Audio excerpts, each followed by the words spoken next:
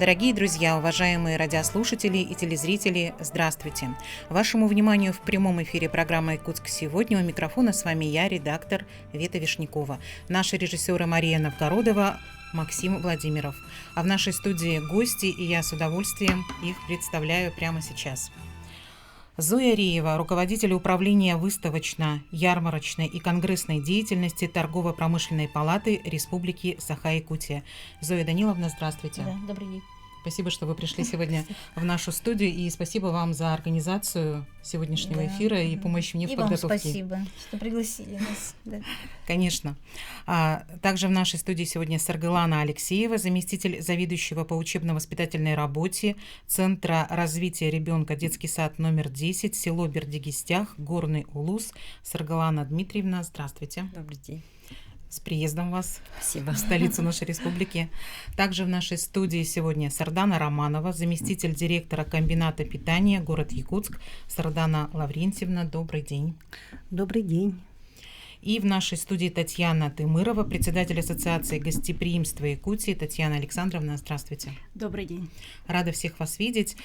Тема нашего первого блока о том, что Торгово-промышленная палата Республики Саха-Якутия поддерживает предпринимателей и организует бизнес-миссии. Что это за процесс и каковы успехи? Спасибо. Спасибо, Светлана.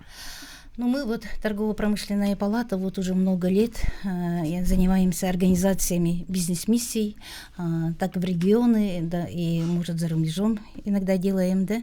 Бизнес-миссия, организовывается по заявке, по запросам предпринимателей. Мы заранее собираем, цели, задачи, узнаем у них поездки, что бы они хотели бы посетить, что бы они хотели бы узнать. Потом с другими палатами, с регионов, да, мы уже программу составляем именно этой поездки.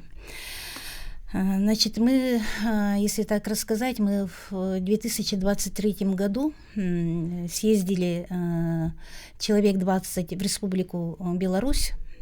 Там тоже организовывала Торгово-промышленная палата Республики Беларуси, в частности, Могилевская палата. Это было здорово. Мы тоже были несколько дней, 3 дня, и успели тоже все посмотреть.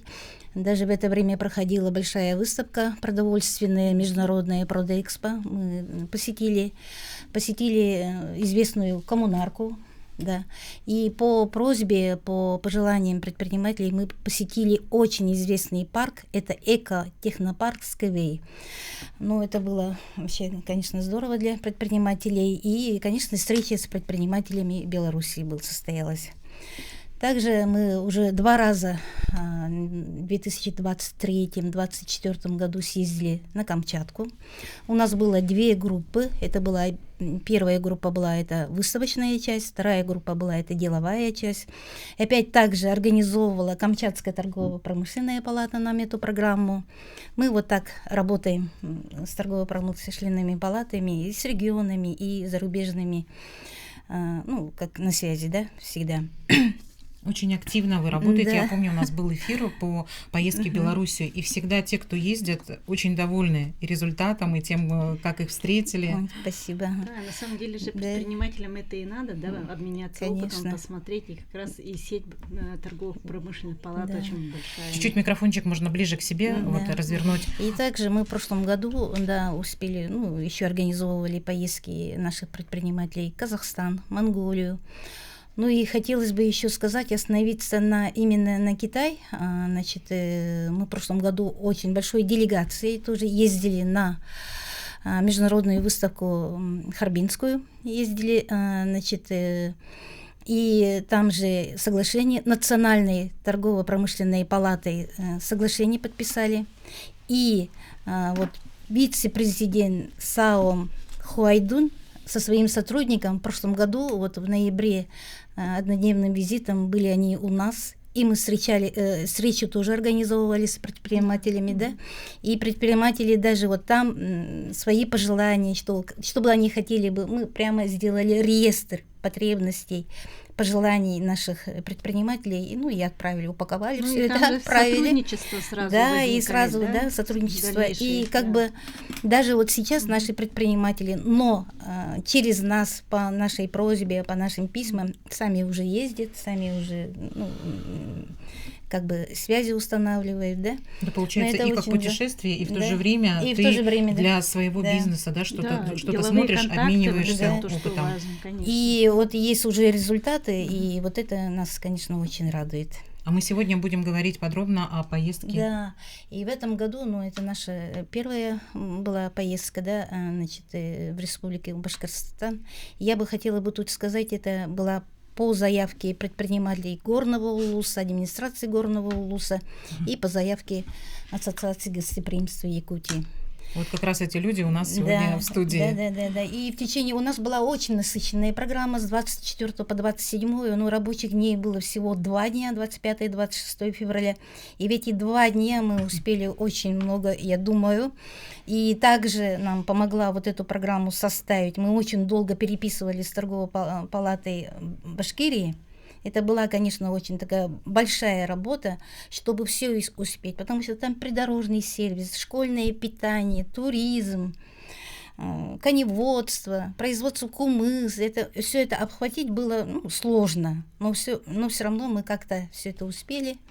Все это сделали, я думаю, нам было очень интересно. Да, запрос был, поэтому запрос. Мы сначала, когда вот это получили, мы даже испугались, Марина Олеговна, испугались, как это все свести, и даже своим коллегам, когда вот туда отправили, мы слишком насыщенно. С Альбиной Хларисовной были маленько чуть в шоке, но потом как-то вот в ходе переговоров, в ходе вот этого всего, в общем... Это, наверное, такой мозговой штурм получается в итоге, потому что слишком много информации нужно усвоить. Как раз, может быть, поделитесь своими впечатлениями, Саргалана Дмитриевна, поскольку вы и заявку делали, оказывается.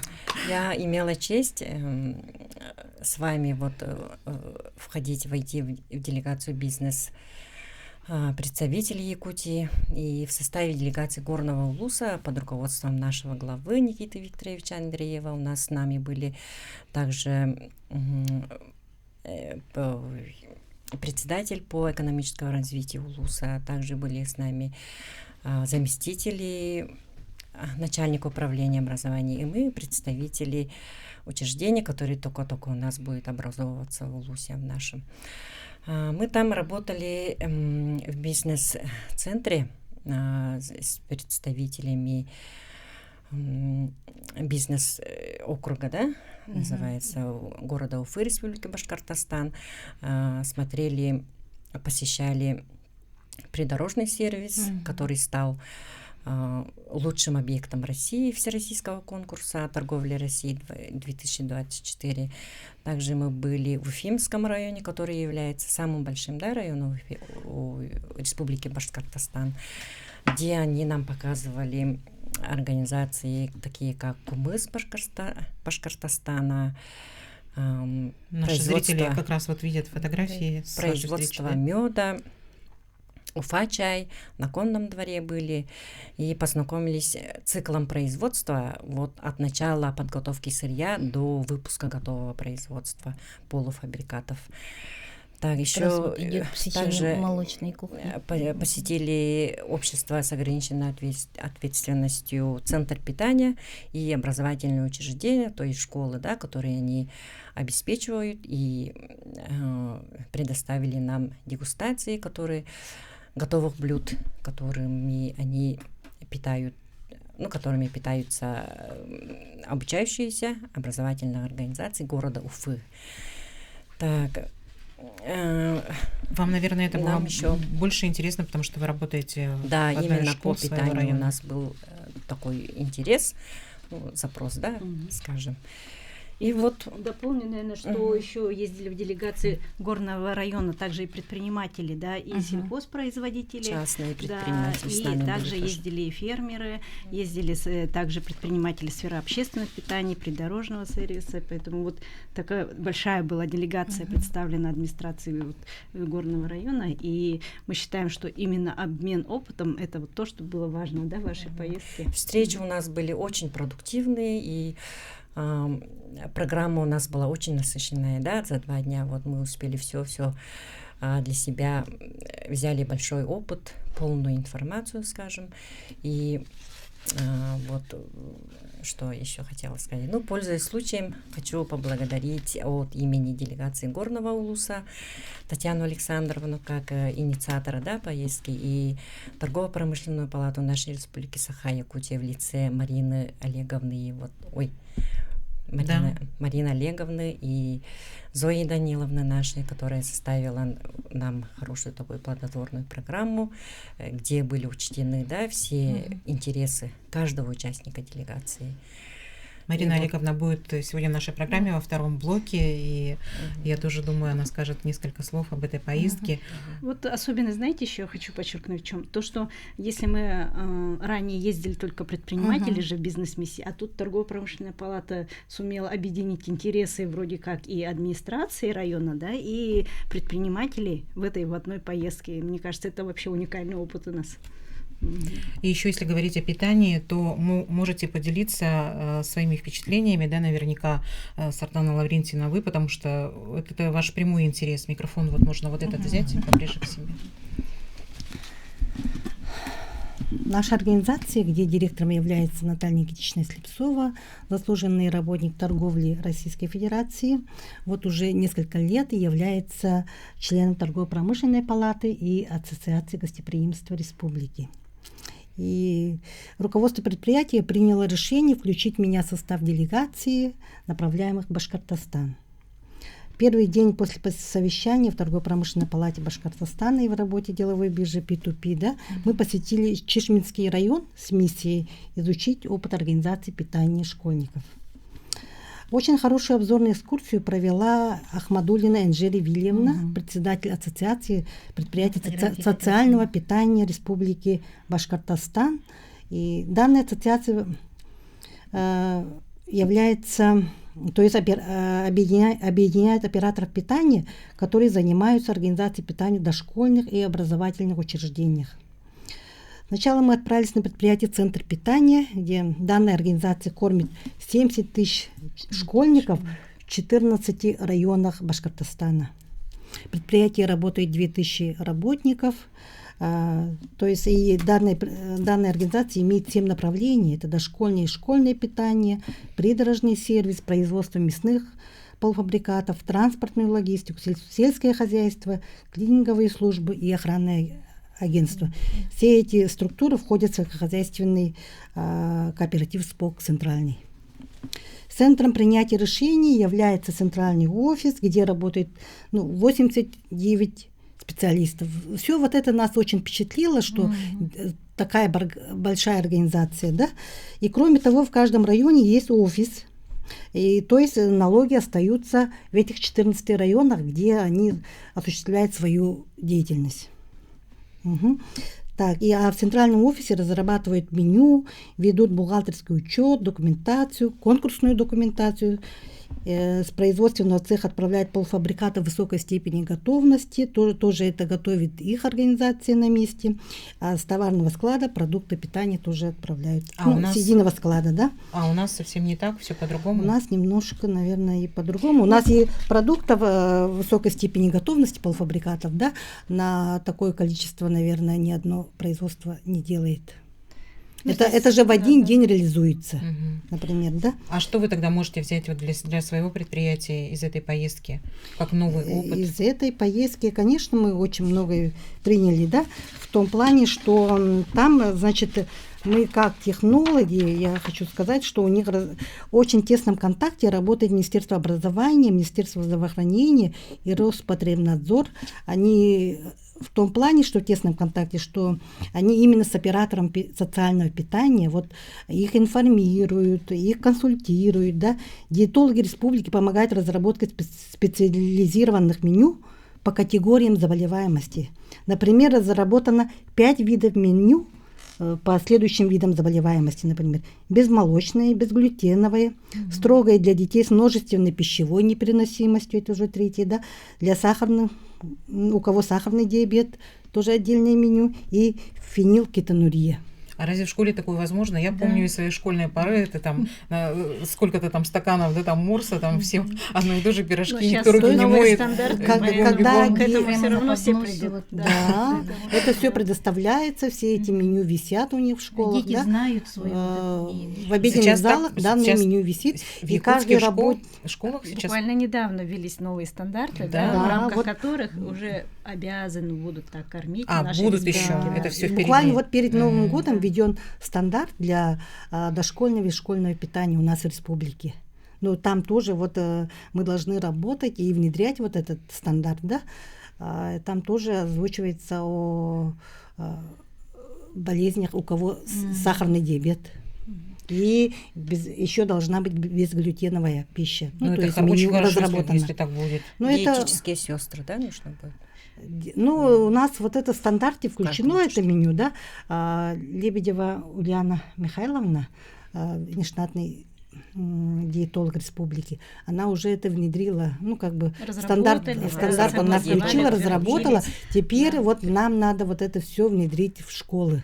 Мы почему и поехали столовой, посмотреть этот передовой опыт, поскольку по России, если взять, да, выбор-то пал почему на Башкирию, поскольку именно как выстроена система организации питания, да, школьного, дошкольного питания, вот они на сегодняшний день лидеры. И посмотреть именно структуру изнутри, бизнес-процессы, как проходят, вот о чем рассказывает сейчас, да, Светлана, это очень важно было для нас увидеть воочию. Потому что вот так на бумаге посмотреть, а как это сделать, для нас это сложно.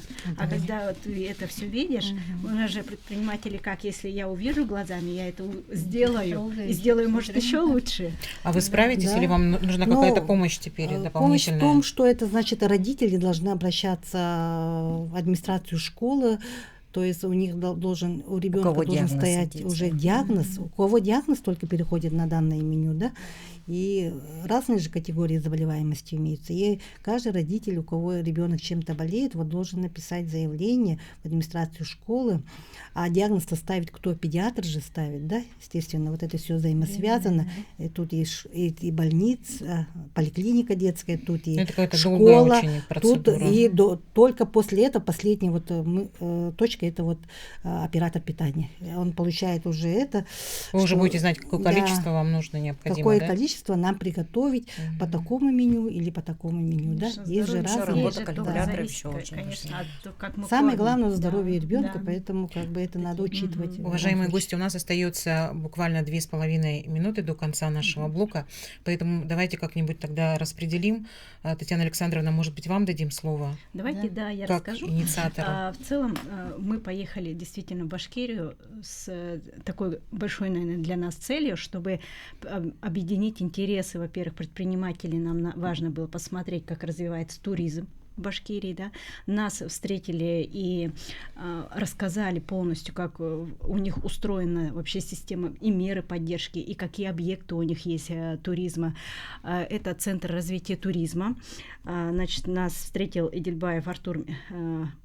Он показал и придорожный сервис мы посмотрели. Мы посмотрели и туристические объекты, и геопарк известных, да, их.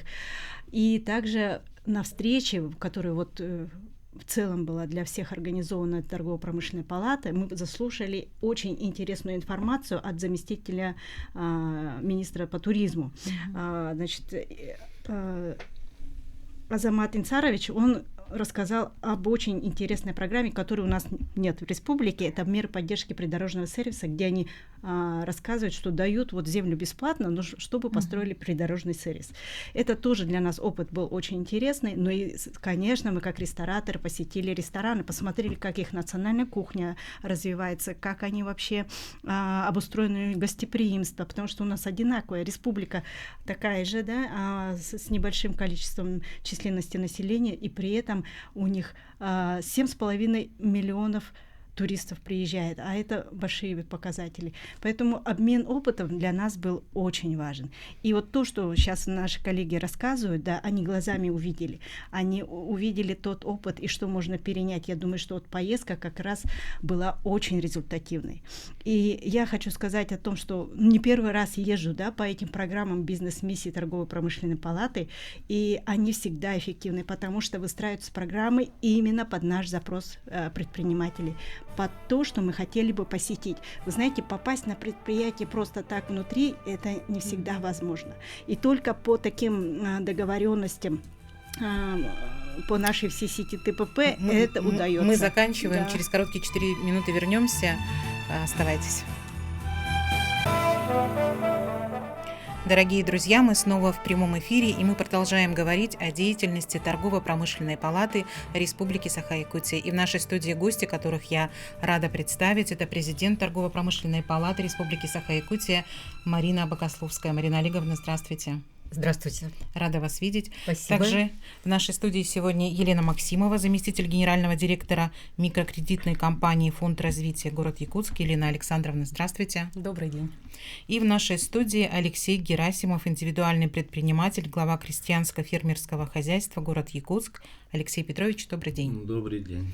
Спасибо, что вы пришли сегодня в нашу студию. Говорить мы будем о такой теме, как микрокредитование, и о том, что о поддержке, да, торгово-промышленной палаты в этом деле, которое для меня не очень понятно, как, думаю, для некоторых телезрителей и радиослушателей тоже, поэтому давайте расскажем о том, что это такое и чем это полезно предпринимателям. Я думаю, что наш эфир будет интересен и с предпринимателем, и тем, кто, возможно, когда-то им станет.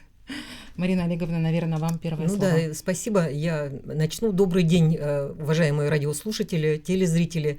Собственно говоря, сегодняшним эфиром мы продолжаем цикл программ, в которых стараемся рассказать вам всем о том, что же за такая организация общественная, торгово-промышленная палата, и чем она может быть полезна для предпринимателей республики. Но сегодня мы хотим коснуться чуть более узкой темы, пожалуй, это не только микрокредитование, а вообще мы поговорим о мерах поддержки для предпринимателей. И немножечко сужаем тему и поговорим о мерах поддержки для предпринимателей города Якутска. Почему именно так? Потому что более 70% всех предпринимателей республики ведут свою деятельность предпринимательскую в столице республики, в городе Якутске.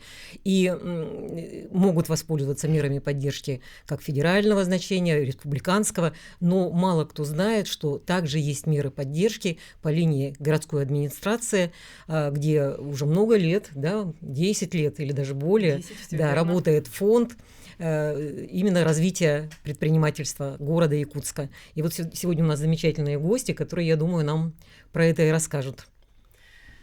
Я расскажу маленько. Фонд развития города был создан 10 лет назад. Изначально фонд был создан как поддержка для аграриев.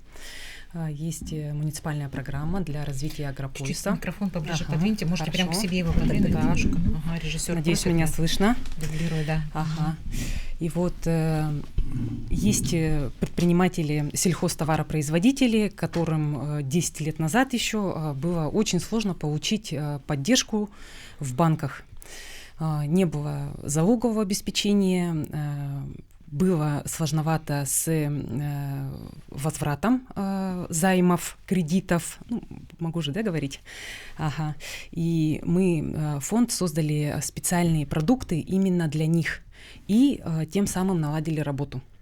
То есть сейчас уже благодаря поддержке фонда все сельхозтоваропроизводители города Якутска могут к нам приходить за поддержкой и брать льготные займы. 8% все-таки это очень хорошая ставка. Тем более сейчас условия, в наше время, когда ключ Сбербанка достаточно такой. Я вот тут тоже прокомментирую, немножко, потому что, конечно, я как сама много лет занималась предпринимательством, предпринимателей бывших не бывает, поэтому мне близки вот эти и проблемы, и чаяния бизнеса. И деньги для бизнеса – это кровь и не надо стесняться об этом говорить, потому что есть какие-то сезонные моменты, когда надо закупить какие-то расходные материалы или продукты, или, допустим, расширить свое производство, закупить новое оборудование. И, конечно, у самого предпринимателя, каким бы успешным он ни был, вот лишних денег нет, да, и поэтому вот здесь так. поддержка фонда, она так. бесценна. У сельхозников, тем более, у них идет урожай только осенью. Осенью идет сбор урожая, Вот я говорю, это такая осенью идет сезонная забой история. скотины, и тем самым именно вот наши вот эти продукты, они как бы помогают им. Затем в 2018 году мы маленько уже выросли и начали работать со всеми предпринимателями. К нам уже начали обращаться те, кто занимается в сфере услуг, производства, и уже расширив свою продуктовую, кредитную линейку, то есть поддержку уже могли получить предприниматели намного больше. Как раз у нас сегодня в студии один из предпринимателей, да, Алексей Петрович. Вы имеете опыт взаимодействия с фондом, с торгово-промышленной палатой. Пожалуйста, поделитесь, как это для вас. Да, совершенно правильно, потому что в наше время сегодня мы должны обеспечивать наш город, жителей нашей республики продовольственными питаниями. Это обязательно нужно, потому что наша республика 30% только изготавливает продукты питания, а 70% перевозная продукция. Но продукция должна быть каким? Это очень важный вопрос. Продовольственная безопасность, да, вот это вот мы часто об этом слышим. Это очень серьезный вопрос в наше время. Поэтому мы изготавливаем продукции из мясных изделий, правильного питания и без ароматизаторов и красителей. Конечно, когда мы начали только работать, это в 2016 году, потом в 2017 году только вот начали действовать в производстве, было нам очень тяжело. Мы искали поддержку, очень долго искали. У нас семья работает, моя семья полностью работает. Семейный бизнес. Да, семейный бизнес. Вот. А что вот тяжело было? Какие самые такие изыскать финансовые средства, чтобы закупить оборудование. Оборудование. И в этот момент как-то вот к нам выходили из фонда сотрудники и подсказали, что у нас такая поддержка, финансовая поддержка имеется. Хорошо, мы очень были рады, и к нам переходили сотрудники из фонда. 3 дня прям проверяли аккуратненько, как положено. И каждый бизнес смотрим на соответствие. Очень хорошо проверяли, потом дали добро. Знаете, а что вы проверяете? Действительно ли предприниматель зарегистрирован на территории города, ведет ли он свою деятельность на территории города? И возможно ли бизнес-план должен быть, на что он собирается потратить деньги. Да, репутация это была важна. очень большая нам поддержка. И нам поддерживали в финансовом плане фонд предпринимателей города Якутска. И мы только вот купили оборудование, мясорубочку купили, да, распиловку мяса купили. И на строительство тоже исправились финансовыми средствами при поддержке фонда и начали работать. Сегодня надо сказать, что мы выпускаем в год около 200 тонн. И на 300 магазинов нашего города и нашей республики поставляем нашу продукцию. Притом продукция сегодня изготавливается, а завтра к потребителю идет. Это самое главное. Уже на прилавке. Да, уже на прилавке. Да. Это самая главная задача нашего предприятия. Так и должно быть. И хочется, конечно, сказать, что не только мы занимались такой производством, надо расширить это производство, потому что горожане наши, население наше нуждается в хорошем пропитании из мясного сырья. Это обязательно. А оно же дороже стоит, чем, допустим, привозное? Да, перевозная продукция, конечно, чуть подешевле получается. На качество.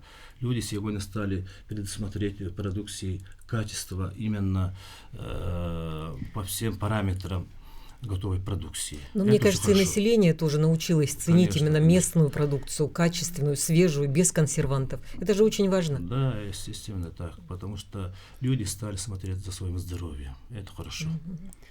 Продукцию Алексея Петровича очень все хвалят, отзывы всегда очень хорошие. Светлана, вы правильно сказали, да, упомянули репутацию предпринимателя, да, это вот тоже очень важно. При сотрудничестве даже с фондом, когда вы используете заемные средства, очень важно соблюдать график платежей для того, чтобы в дальнейшем, когда возникла уже потребность в расширении вашего бизнеса, в покупке нового оборудования, вот чтобы опять можно было обратиться Опять в фонд, и можно, у да, фонда не было подойти к нам. вопросов к вам. Мгм, Что да. да, это надежный партнер. Да. Алексей Петрович так и сделал. Он в 2018 году первый раз обратился за поддержкой. То есть когда он только вставал на ноги как предприниматель, а затем уже в 2021 он уже расширился, у него уже цех стал побольше, продукции выпускаемой тоже, и уже на строительство цеха Да, была да, оказана было поддержка. такое, да, сейчас Мгм. поддерживается. Ну, то есть, получается, при финансовой поддержке города Мгм. вы расширяете свой бизнес и оказываете все более качественные и более масштабные услуги жителям Да, конечно. города. И хочется, конечно, пожелать нашей руководстве и в городе, и правительстве даже, что через фонд предпринимательства нашего города и республики можно развивать предпринимательскую деятельность в нашей республике. Это очень важно. А об этом У него фонде, схема имеется, технология имеется поддерживать предпринимателей. об этом фонде не все предприниматели знают или знают все, но есть те, которым вы, вот, например, уже отказали. На самом деле о фонде мы так поняли, что не все знают. Мгм. Вот, то есть Да, часто к нам, есть проблема. часто к нам приходят и говорят, Информировать. оказывается, оказывается, есть такая доступная и льготная поддержка и в городе, муниципальный фонд. То есть людям вроде все слышат, но дойти иногда не могут до Мгм. нас. А если Поэтому- семейный бизнес, так это вообще как важно, да, потому что Да, оба... да. Создание рабочих мест, Да. это же вообще замечательная история. Мгм. То есть надо, чтобы у предпринимателя была цель, самое главное, чтобы всегда же, вот как Марина Олеговна сказала, предпринимателю надо оборудование, надо денежные средства сейчас на пополнение оборотных средств. И он именно с этими целями к нам приходит, с бизнес-планом определенным, или мы ему поможем составить его, и уже мы... То есть даже есть такая услуга, Есть вы такая помогаете услуга, конечно. с составлением пакета документов. Ну, это Да, замечательно. и полный пакет документов собирается. И Некоторых поддержка предпринимателей оказывается. это отпугивает, потому что они Отпугивает. заняты вот своей такой ежедневной операционкой, и руки не доходят, и некоторые не хотят получать новые знания, да, они необходимы для того, чтобы составить пакет документов. И если фонд помогает, это замечательно. Тем более, что город тоже заинтересован в том, чтобы вы помогали развиваться именно городскому бизнесу, потому что это налоги в городскую казну. Всё Ну, и к верно. нам же потом тоже можно будет пригласить с бизнес-миссией, да, из других каких-то республик, и тоже у нас будет повод показать, да, поделиться что-то нашей своё. практикой. И вот, кстати, тоже надо тут заметить, что торговая наша палата республики, они тоже хочет поддерживать, потому что бывают очень важные вопросы, которые нерешаемые вопросы предпринимателей. Они Например, консультацию какие? дают, допустим, по налоговой системе, по финансовой системе, по Иногда выстроить сертификации, коммуникации по с сертификации. органами исполнительной власти. Да. Одному предпринимателю тяжеловато это сделать, Конечно, а мы все-таки конечно. авторитетная площадка, Мгм. поэтому, конечно, все, кто к нам обращается, получают от нас помощь. Торговой палате тоже нам очень большая благодарность. Сегодня прямо преподнесу, хорошо? Потому что так держать, Спасибо, ребята. спасибо. Я вообще Это думала, очень нужно. предприниматель это вот, ну, как будто там человек один, да, вот он больше такой ответственный, какой-то самостоятельный. Сейчас, когда я больше знакомлюсь с работой и поддержкой, которая идет от торгово-промышленной палаты, я думаю, что вы наоборот, как будто бы вот как детей предпринимателей, это какая-то семья, в Это которую, прямо семья. да, Семья. нужно влиться, где тебе Мгм. подскажут, и как что-то бизнес-план составить, и как с юристами поработать, да, и как получить под маленький процент какой-то микрозайм, да. Где можно получить Где самое можно, главное, еще да. свозят по России, да, и не только по России, за рубеж, и можно путешествовать и посмотреть, как работают Да, как другие. твои коллеги. Да. У нас есть звонок, вы без наушников не услышите, можно их просто к уху поднести, Мгм. наушники, или надеть лучше, да, режиссер говорит, и послушаем звонок, и звонок. Алло, здравствуйте. Здравствуйте, Здравствуйте. я Захаров Николай Алексеевич, Да, слушаем. Да. город Якутск, глава крестьянского хозяйства «Зеленстрой». Мы название не называем, если это частное хозяйство, просто вот хозяйство и все. Да-да-да. Знаете, что вот правильно подметили, что условия у предпринимателей разные. Я, значит, работаю с мэрией, заказчиком является подразделение мэрии. Меня вот Марина знает очень много лет. Да, Мои Николай, проблемы да. тоже известны, да. Да. Знаете, что я вас очень прошу, очень вас прошу, сделайте так, чтобы население города Якутска знало, кто красиво озеленяет город Якутск. Николай, мне кажется, все и так знают. Все про вас Нет, знают. знают только заказчики, с которыми я работаю, а обычные люди, горожане, не знают. И у меня еще очень-очень много проблем, трудностей. И я бы хотел, чтобы они стали публичными. И я не могу уже так 15 лет работать за бесплатно. Это просто, я не знаю, и не только бедность, но еще и унизительно. Как так я работаю, тружусь для города Якутска, а горожане не знают? Выгляжу как гастарбайтер. Вот уже сейчас узнают. Спасибо вам большое за звонок и за внимание. Да. Николай, подойдите в палату, мы с вами обсудим ваши проблемы. Да, я просто не очень могу поддержать ответом, просто не совсем в теме. Ну, есть место, куда может прийти предприниматель, да, у кого какие-то есть определенные сложности, просто вопросы, кто просто потерялся, да, вот в этом море таком вот предпринимательства и не знает, какой ориентир ему куда держать, да, где этот маячок. Этот маячок — это торгово-промышленная палата, где все расскажут, подскажут. И я была удивлена, прошлый эфир, что даже может обычный человек обратиться, да, в торгово-промышленную палату, который не предприниматель, у которого возникли какие-то, может быть, споры или какой-то конфликт или недопонимание с предпринимателем, да, в том же магазине, да, или в какой-то еще другой структуре.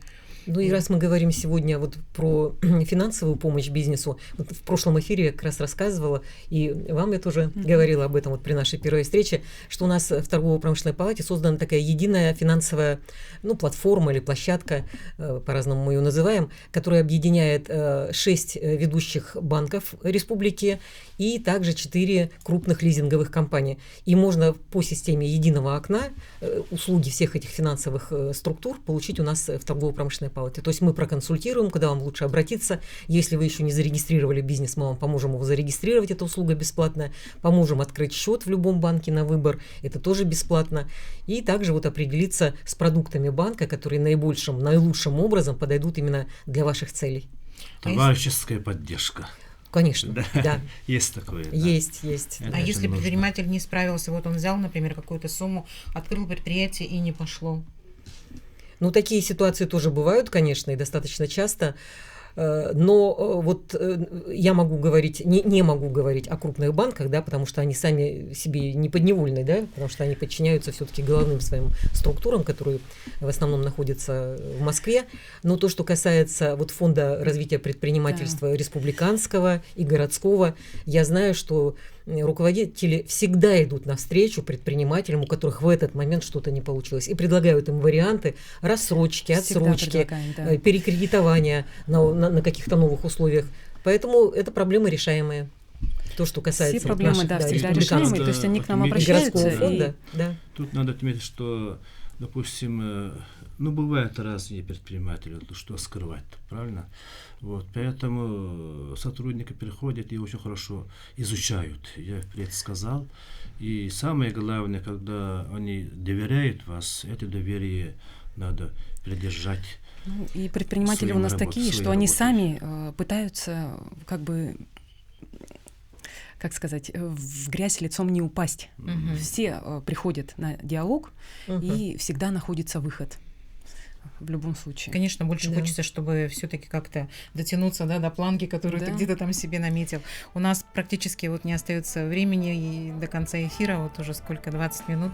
Я благодарю вас, что вы пришли сегодня в нашу студию. Марина Олеговна, вам спасибо за организацию эфира. Спасибо вам, Светлана. Буду рада вас видеть в следующие эфиры в качестве соведущей, в последующем ведущей эфира. Это очень лестное предложение. Да, я прям... Нужное предложение. Да, я прям... Да, вы считаете? Я прям буду очень рада, если так все получится. Слушателей и зрителей я благодарю за внимание. До хорошего вечера.